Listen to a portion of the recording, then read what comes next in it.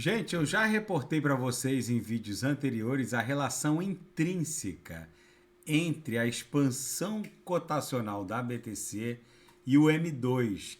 O que é o M2? É o Money Measure, é o suprimento total de dólares que existem no planeta.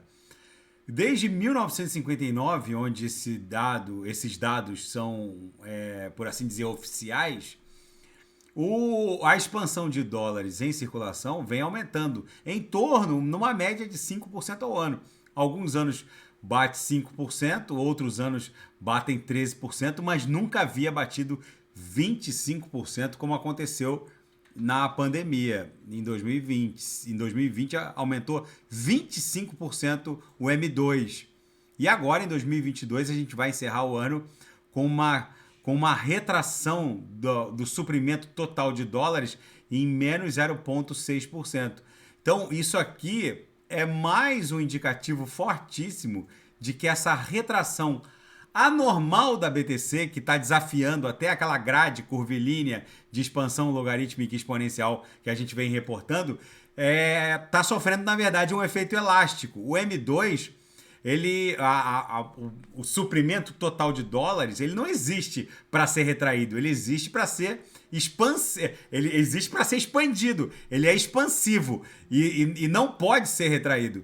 Justamente porque, além do crescimento vegetativo, populacional e econômico, existe todo o déficit natural do governo norte-americano, que desde que virou o milênio, basicamente só vem ofertando déficits sucessivos, aumentando o teto da dívida de forma sucessiva, agora está em 31 trilhões e tanto, agora 31,5 trilhões. Se a gente olhar o M2, é a primeira vez que esse gráfico aqui, ó, tô no semanal, é a primeira vez que esse gráfico ofertou essa queda aqui no semanal, desde 1959.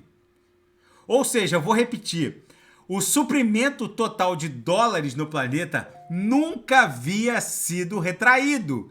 É a primeira retração anual desde 1959. E existe uma relação intrínseca entre a expansão cotacional da BTC, que aumenta exponencialmente, muito mais do que a expansão do próprio suprimento de dólares. Mas essa retração, obviamente, iria ter consequências na cotação da BTC. É por isso que a BTC está estressando absurdamente o nosso gráfico de expansão logarítmica exponencial, justamente porque o M2 nunca havia sofrido esse dump aqui. Daqui a pouco eu volto com Polkadot Kusama. Quem me mandou esse gráfico foi um seguidor meu no Twitter que reportou a um Twitter do Federal Reserve. Depois eu vou, na análise de fim de tarde, eu vou repetir essa análise. Daqui a pouco eu volto com Polkadot Kusama e quem quiser sugerir alguma análise, é só colocar nas mensagens abaixo. Grande abraço, até daqui a pouco.